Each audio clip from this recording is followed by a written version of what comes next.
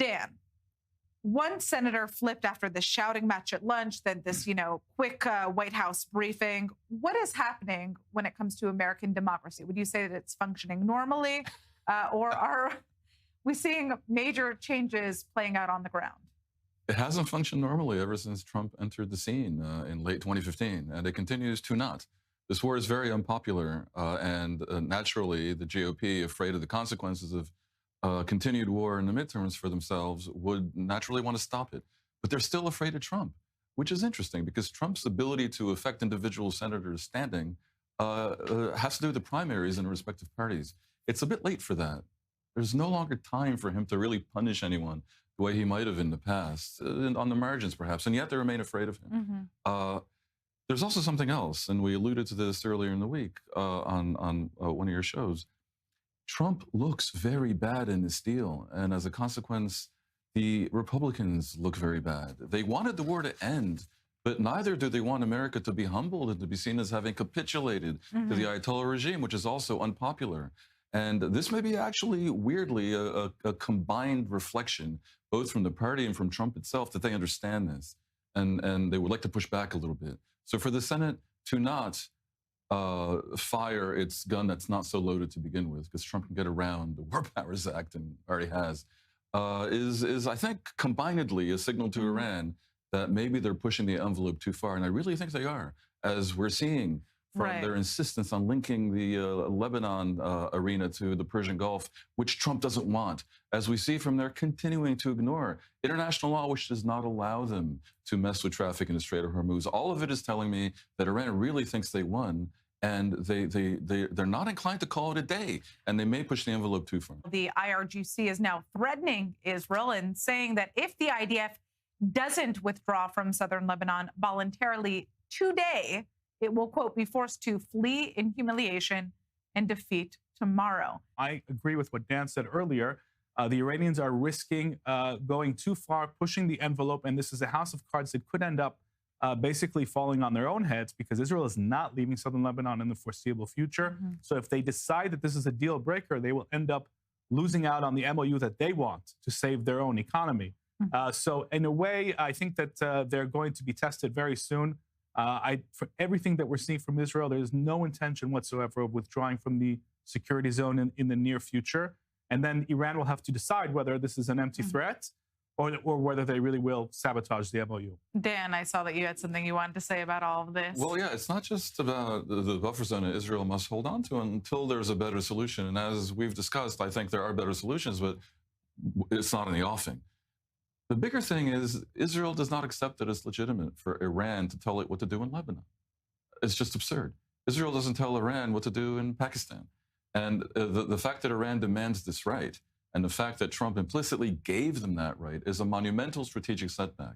And Israel cannot afford to voluntarily go along with it to the level that if Iran threatens, as you just reported them to have threatened, then Israel, turns tail and leaves so that Iran doesn't attack it. No matter how much I usually argue for moderation and a peaceable way out of conflict, this is impossible. And it's clear that Israel's going to have to call their bluff. And if Iran attacks Israel over Israel's legitimate self-defense in Lebanon, Israel will have to strike at Iran.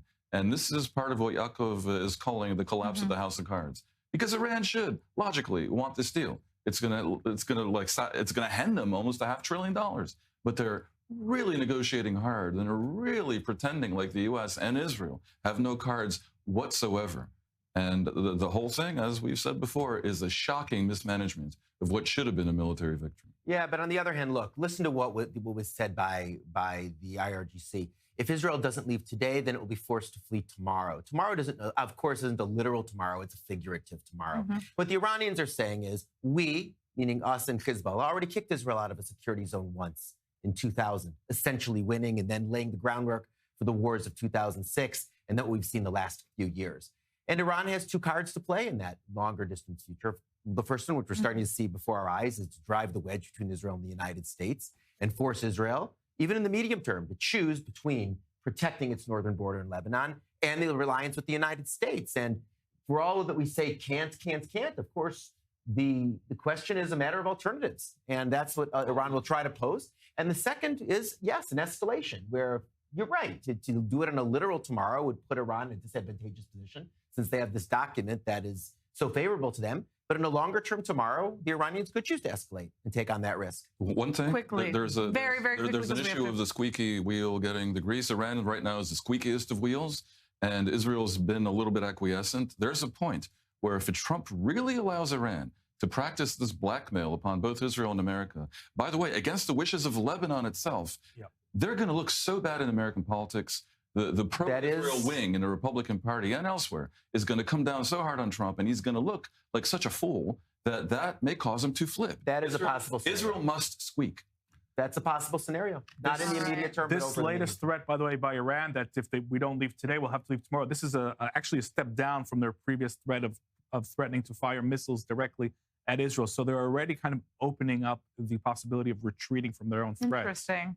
I just think Saudi Arabia hosting this reconciliation summit with Iran, a country that was just bombing Saudi Arabia and its neighbors months ago, tells us something profound, you could say almost, about how the regional order is shifting at this point.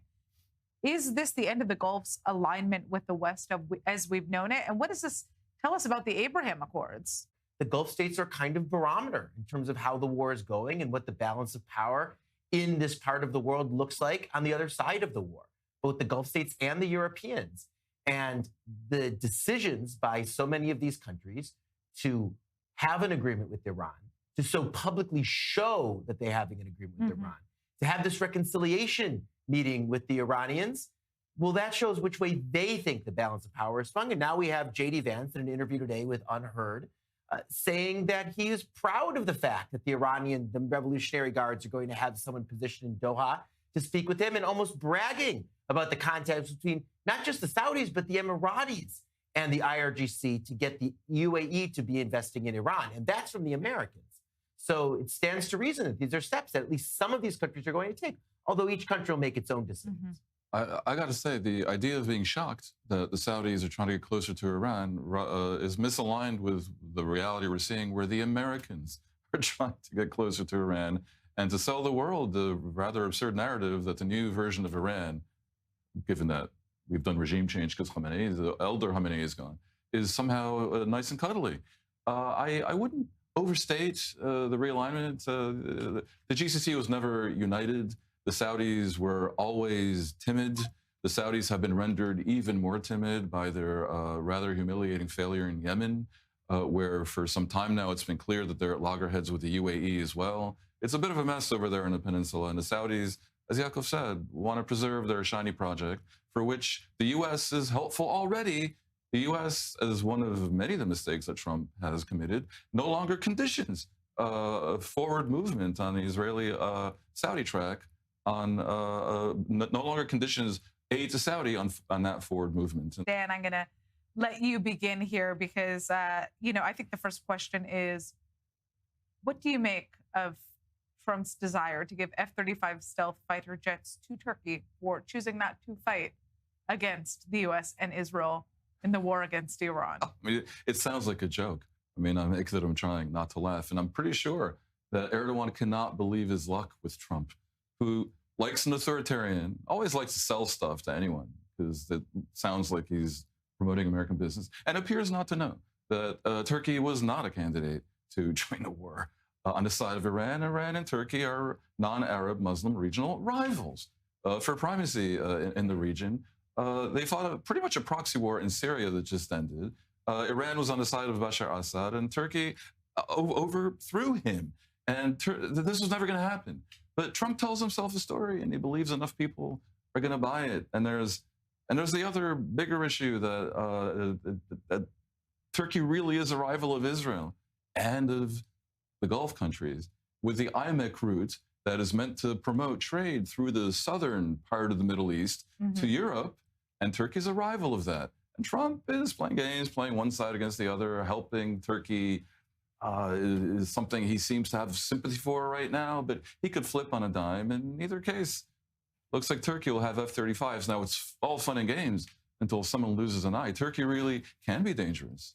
A future, more belligerent Turkey might actually make problems for Israel, possibly via the Syria arena, where Israel wants to establish a buffer zone. It wouldn't be so good if Turkey, armed with the most sophisticated U.S. jets, decides that it can't tolerate that. So trouble could lie ahead. Although right now, I must admit, it looks a little bit funny because it's so obviously based on lies and ignorance. You know, but that, Dan, points to the complexity for Israel and potentially for the United States, that Turkey is not Iran institutionally. Turkey is a NATO member state, traditional U.S. ally, and is being able, as you said, Erdogan really striking the jackpot, being able to continue to have that institutional status, because it's impossible under the North Atlantic Treaty to get actually kicked out of NATO, to keep that institutional status and even enhance it while doing things and taking on positions that are antithetical, at least to American allies, and maybe to the United States. And by the way, look at the discount Erdogan is getting, Natasha.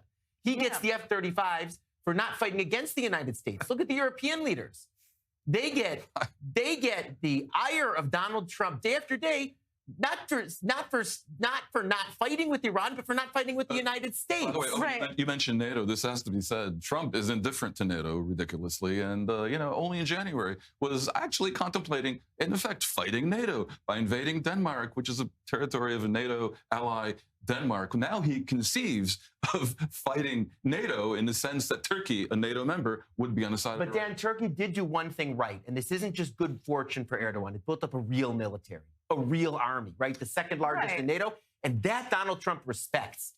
Turkey is going to be with us for a while, and we're going to have to be dealing with this. It's going to try and encircle Israel in ways that might remind us of Iran in the future. All right. Well, I'd like to thank all of you so much for joining us. Fascinating conversations today.